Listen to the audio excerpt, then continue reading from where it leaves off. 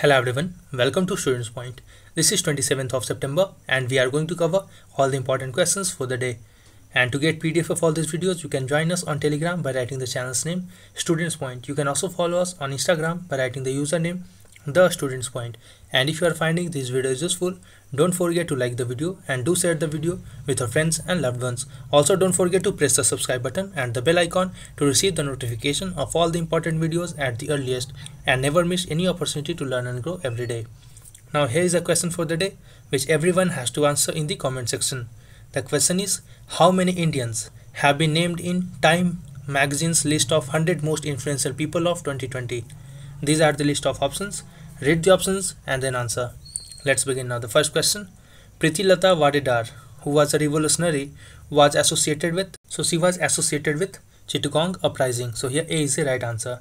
She lived during 1911 to 1932. She died just at the age of 21 by consuming cyanide when he was caught by Britishers. And after completing her education in Chittagong and Dhaka, she attended Bethune College in Kolkata. She graduated in philosophy with distinction and became a school teacher. Prithilatha joined revolutionary group headed by Surya Sen, and she is known for leading 15 revolutionaries in 1932 armed attack on the Pahadtali European Club, during which one person was killed and 11 injured. But she was caught. But to avoid arrest, she consumed cyanide and died. And recently, it has been known that government of Bangladesh is financing a film on the life of revolutionary freedom fighter Prithilatha Wadedar. Next question now. The foundation stone of Center for Disability Sports has been laid at Gwalior in MP. So here D is the right answer. At present, there are no training facilities available in country for sports person with disabilities, and the proposed center will make available all the specialized training facilities for persons with disabilities. And you can join our monthly current affairs test series. Admission for the month of October and later months have started, as the test for September has already been completed. I think most of you must have completed your test by now. And these are the plans. You can subscribe with either two. The first one is for 1 month, which costs ₹79. The second plan is for 3 months, which costs ₹219, and the third plan is for 6 months, which costs ₹420. After subscribing, you have to send your confirmation at pointstudent2020@gmail.com. Next question now. Magawa, which has been awarded the PDSA gold medal for his life-saving work in Cambodia, is a... So most of you might be thinking that it is a dog, but it is actually a rat. So here C is the right answer. Magawa, who is an African giant paused rat, is just under 8 years old and is the first rat to win this medal and was given the award by PDSA's Director General in virtual presentation. PDSA Gold Medal Award was initiated in 2002 and reward civilian acts of animal bravery and devotion to duty. It is the highest honor recognizing extraordinary bravery of animals. So why this rat has been awarded such award? Because it has detected lot many mines, land mines, which have protected and saved human lives. And African giant paused rat is much larger than the usual pet rats, but it is still light enough to not trigger a landmine by walking over it. And they are trained to detect landmines. And if the rat detects a landmine underneath because of chemicals used, it signals to the handler, and after which safety disposal is taken off. Until now, Magawa has discovered over 39 landmines, 28 items of unexploded ordnance. So it is rightly said that heroes come in all shapes and sizes. Animals sometimes display heroic capabilities in extraordinary situations. Till now, this award has been given to 30 animals. So far, all the recipients are dogs, and this is the first cat or rat to receive this award. And last year, a police dog called as Baka was given this award. In 2018, Baka has helped chase down an assailant who smashed windows and acted violently at Bromyard in UK, and Baka received 8 wounds to his head and neck in the process. Next question now. Consider the following statements about retrospective taxation. See, in simple terms, you can understand retrospective by this example that you must have heard the news few months back that engineering colleges in Uttarakhand have imposed higher fees to students from beginning of semesters. Even the student is in third or second year of his studies, they had to pay increased amount of fees from their first semester. So this is what retrospective means. It means backdated.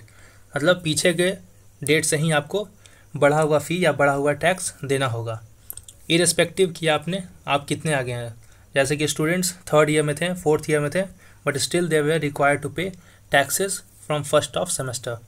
So let's see the options now.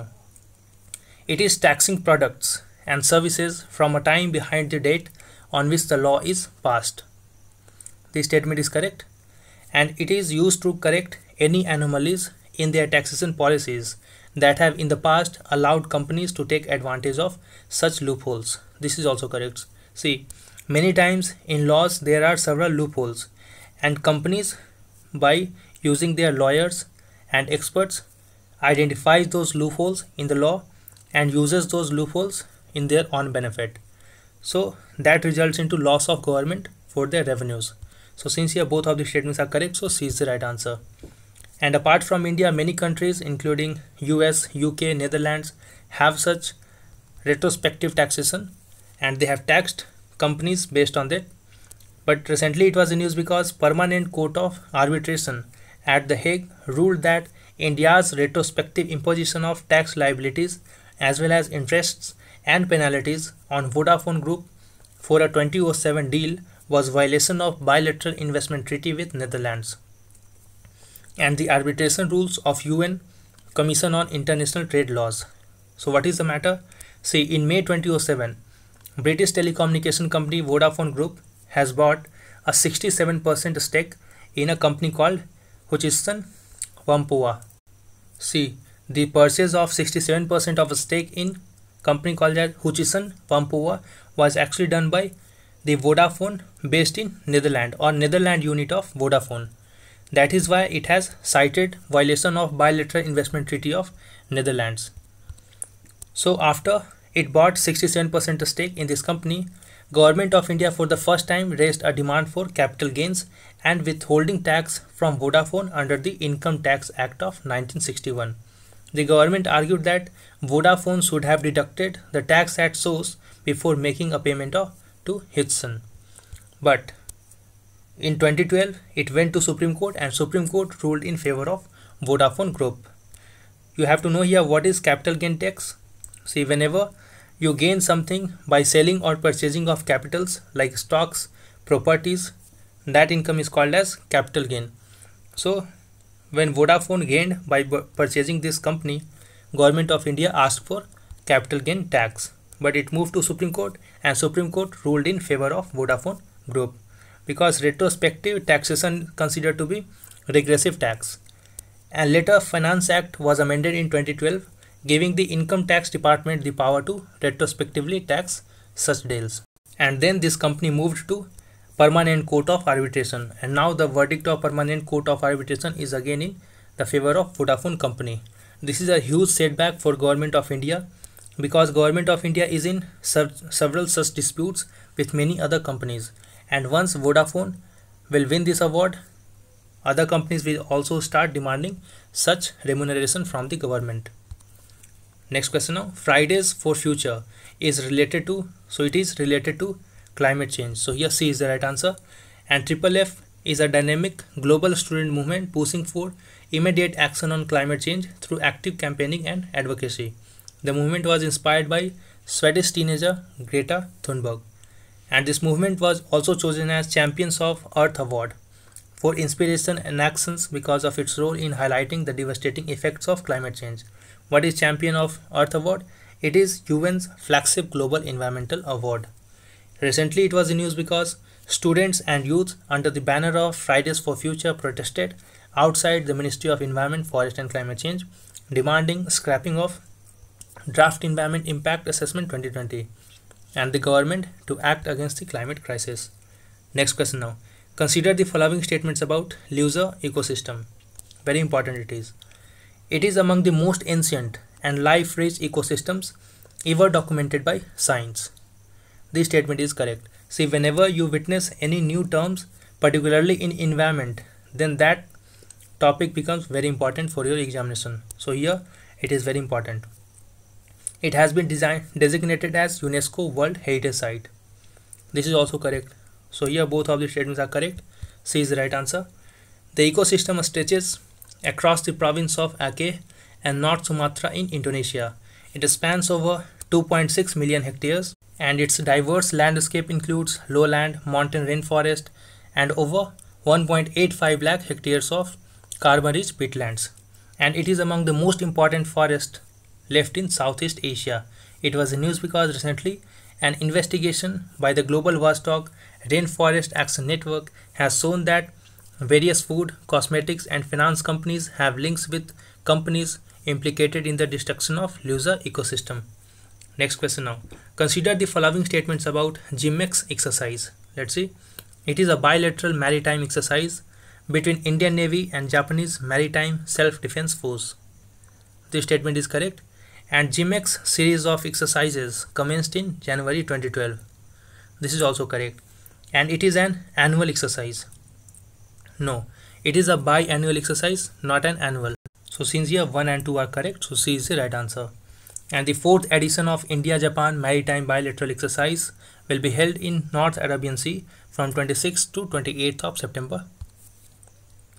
Next question now. Scrub typhus causing infections of several hundreds recently is a, so it is a bacterial disease.